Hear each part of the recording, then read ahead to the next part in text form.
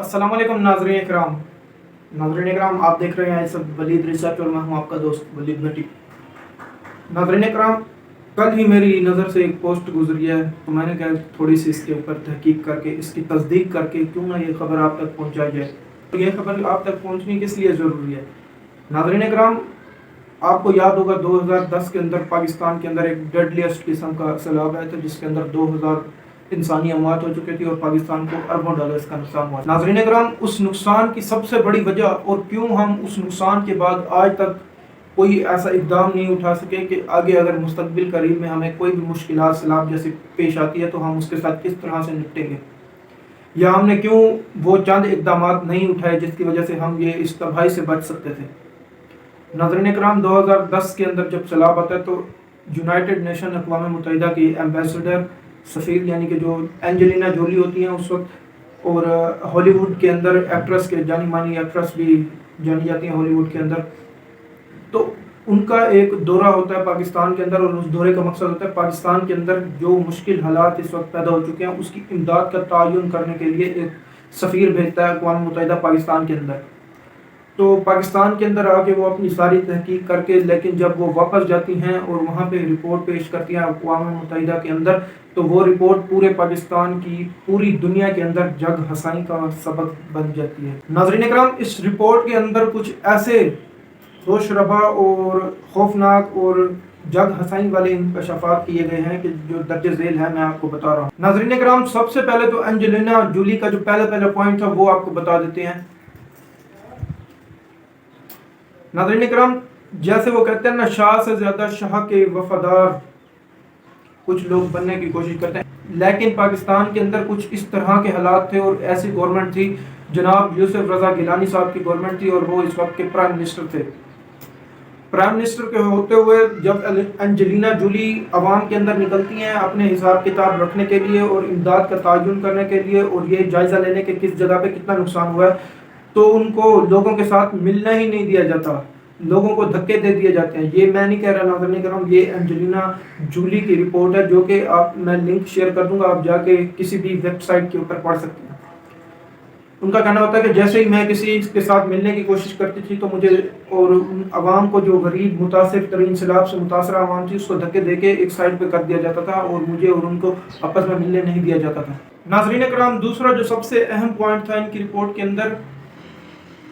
Report के अंदर वो ये था कि उनको उस वक्त के जो प्राइम मिनिस्टर थे यूसुफ रज़ा गिलानी, उनको फोर्स, एंजेलिना जोली कहती हैं कि मुझे फोर्स किया गया कि मैं उस वक्त के प्राइम मिनिस्टर जो थे पाकिस्तान के, उनकी फैमिली के साथ मुलाकात करूं। नाज़रीन इकराम, इसमें वो होश रबा इंकशाफ करती हैं कि मखसूस तौर पे यूसुफ रज़ा गिलानी की बेटियों, उनके बेटों और उनके रिश्तेदारों को मुल्तान से एक चार्टर्ड त्यारे के ज़रिए इस्लामाबाद लाया गया और इस्लामाबाद आने के बाद यूसुफ रज़ा गिलानी के जो ख़ानदान है उनको मेरे साथ मुलाकात कराई गई और इस मुलाकात का मुझे ज़रा बराबर भी इल्म नहीं था। नाज़रीन करम, यूसुफ रज़ा गिलानी के जो साहिबजादे और साहिबजादियाँ थी उन्होंने एंजेलिना जोली को कुछ तहाइफ दिए, महंगे तरीन तहाइफ, जिनका जिक्र उन्होंने अपनी रिपोर्ट के अंदर किया था। नाज़रीन करम, इससे आप ये तो अंदाज़ा लगा लें कि किस किस्म के ये सियासतदान अपनी आवाम के साथ किस किस्म के सिंसियरिटी रखते हैं। तीसरा और सबसे अहम पॉइंट जो उन्होंने अपनी रिपोर्ट के अंदर लिखा, और यही जो रिपोर्ट थी इसका यही पॉइंट सबसे ज़्यादा जग हसाई का बायस बना था पाकिस्तान की पूरी दुनिया के अंदर, कि जब एंजेलिना जोली वापस जा रही थी और यूसुफ रज़ा गिलानी की फैमिली वहाँ पर पहुँच चुकी थी इस्लामाबाद में उनसे मुलाकात करने के लिए, तो वहाँ पर एक पुरताश किस्म, बादशाही किस्म की दावत का इंतज़ाम किया गया और उसके ऊपर हर किस्म के जो खाने थे वो मौजूद थे, हर किस्म के जो पानी था वो मौजूद था, जूसेस वगैरह, कोल्ड ड्रिंक्स वगैरह मौजूद थी, सिर्फ और सिर्फ एक एंजेलिना जोली के लिए। और उनका ये लिखना था कि नीचे कि अगर यही खाना जो सैलाब से मुतासरा लोग हैं उनके अंदर तकसीम किया जाता तो कई 100 लोग इस खाने को एक वक्त के अंदर खा सकते थे। तो इससे भी आप अंदाज़ा लगा लें कि कितना पाकिस्तान की पूरी दुनिया के अंदर जग हसाई हुई थी।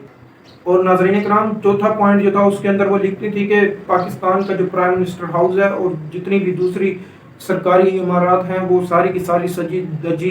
ठाट बाट के साथ खड़ी हुई थी, यानी कि उनके अंदर इलेक्ट्रिसिटी का फुल इंतज़ाम था, हर किस्म की ठाट बाट के साथ जितनी भी इमारतें थी वो सजी बुजी थी,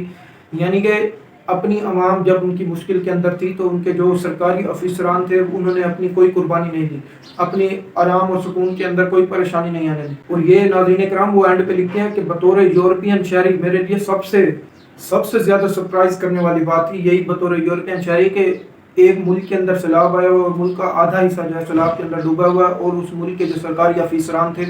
وہ اس ملک میں بے تحاشا قسم کے آرام و سکون کے ساتھ رہ رہے تھے اور بے تحاشا قسم کے اپنے اخراجات اٹھا رہے تھے. اور اینڈ کے اوپر ناظرین کرام آپ کو یہ جان کے بہت ہی حیرانگی ہوگی کہ اینجلینا جولی نے